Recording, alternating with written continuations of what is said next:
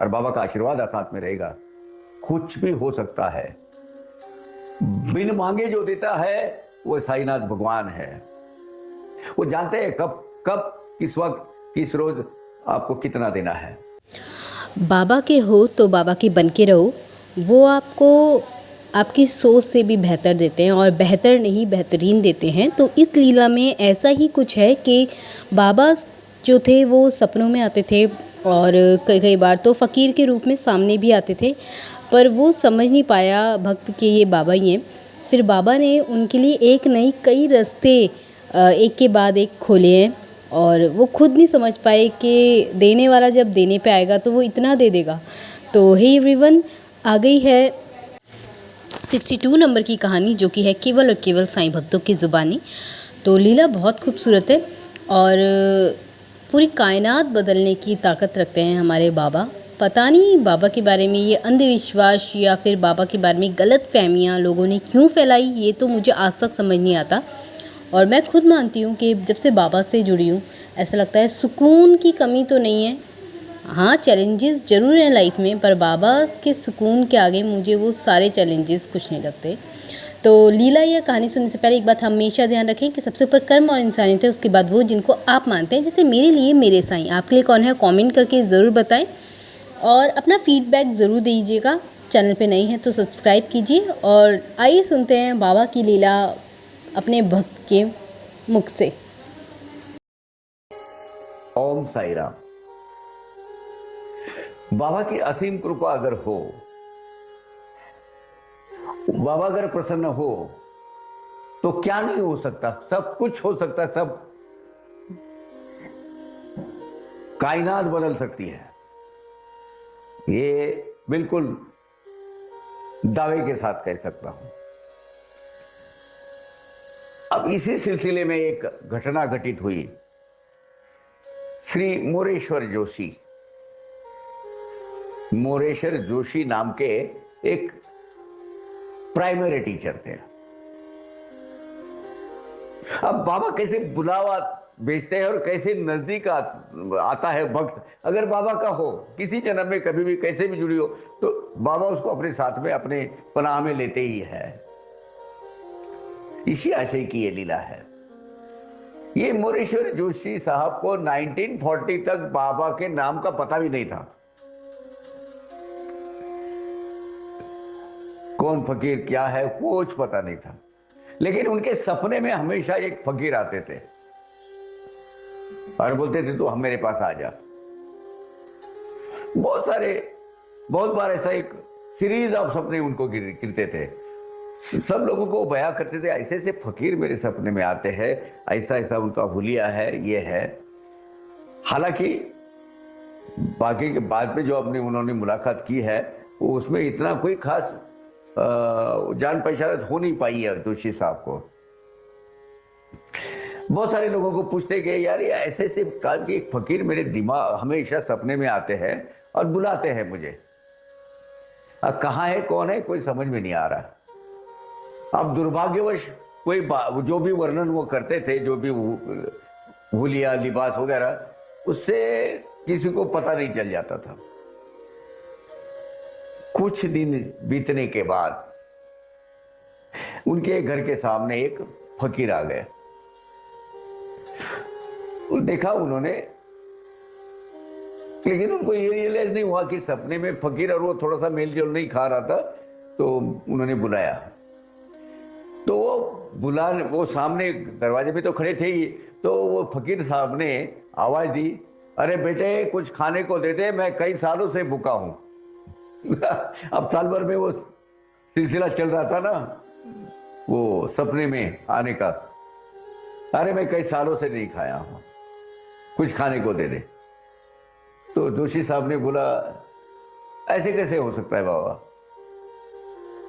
आप आइए, आप खाइए, विराजिए, लेकिन एक साल भर आपने कुछ खाया नहीं बोल रहे हो, और फिर आप जिंदा कैसे हो।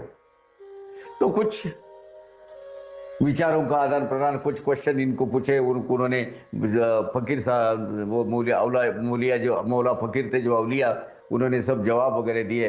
तो बोले मैं 1 साल बगैर अनाज पानी के कैसे रह सकते हो, ये अगर सीक्रेट तुझे जानना है तो तुझे शिरडी आना पड़ेगा। शिरडी आना पड़ेगा? हाँ बोले, मैं वहीं रहता हूँ। अच्छा ठीक है बोले। तो वो शिरडी पहली बार उन्होंने नाम सुना था।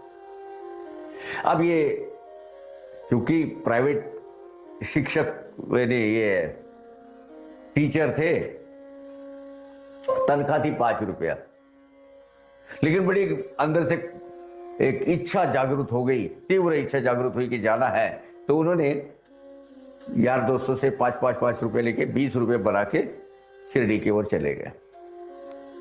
और जब शिरडी में गए, द्वारका में गए, तो देख रहे हैं कि अपने घर में जो आए हुए जो फकीर थे, जिनको हमने अंदर बुलाया, सब सवाल जवाब कुछ हुए, खाना दिया उनको, जो भी है वो यही तो थे। आंख से आंसू ना आने लगे उनके। और फिर वो जो सपने में आने वाले जो फकीर है, उनका भी उन्होंने बोला, बाबा ने बोला, इतने साल से बुला रहा हूं, समझ में नहीं आ रहा तेरे, तो मैं क्या करूं। तब पता चला कि सपने में जो आने वाले फकीर, अपने घर में आए हुए फकीर और बाबा एक ही है। 10 दिन तक उनको वहां रोक के रखा, लेकिन जाते जाते उन्होंने एक करिश्मा किया, जैसे केशव प्रधान के साथ जो किया था वैसा ही किया। जितने में उनके पैसे थे, परे पैसे निकाल लिए, 20 रुपया। बड़ी मायूस हो गई है यार, मैंने बड़ी अपेक्षा से यहाँ आया था कि यहाँ मेरी कुछ तरक्की हो जाए, कुछ प्रगति हो जाए, ये हो जाए। या तो मुझे बिल्कुल एम्प्टी, मेरे सब जेब खाली कर दिया बाबा ने, 20,000 रुपये लिया, अब जाने आने के लिए भी खर्चा नहीं है। बाबा ने बोले चिंता नहीं कर, तू चले जाएगा, कुछ नहीं होगा तुझे, जा।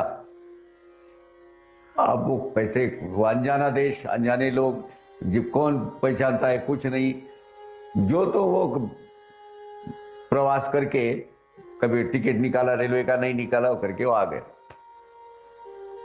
घर में आए। अपेक्षा से यहाँ आया था कि यहाँ मेरी कुछ तरक्की हो जाए, कुछ प्रगति हो जाए, ये हो जाए। या तो मुझे बिल्कुल एम्प्टी, मेरे सब जेब खाली कर दिया बाबा ने, 20,000 रुपये लिया, अब जाने आने के लिए भी खर्चा नहीं है।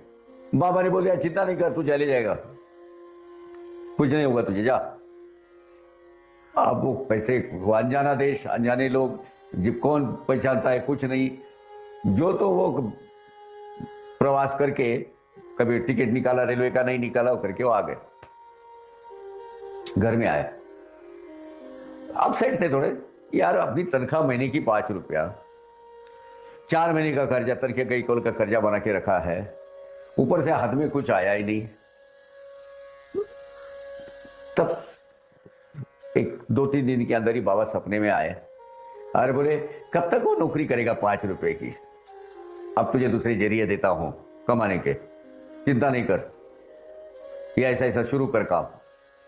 और इतने दरवाजे, इतने रिसोर्सेस खुल गए। वो आदमी, अपने मोरेश्वर जोशी साहब, मालामाल हो गए, धनवान हो गए, मिलियनर हो गए, ऐसा बोल सकते हैं आप। वो लिखा है उन्होंने, मैं तो लखपति, अरबपति, करोड़पति बन गया। एक बार बाबा की भक्ति में रहोगे और बाबा का आशीर्वाद साथ में रहेगा, कुछ भी हो सकता है। बिन मांगे जो देता है वो साईनाथ भगवान है। वो जानते हैं कब कब, किस वक्त, किस रोज आपको कितना देना है।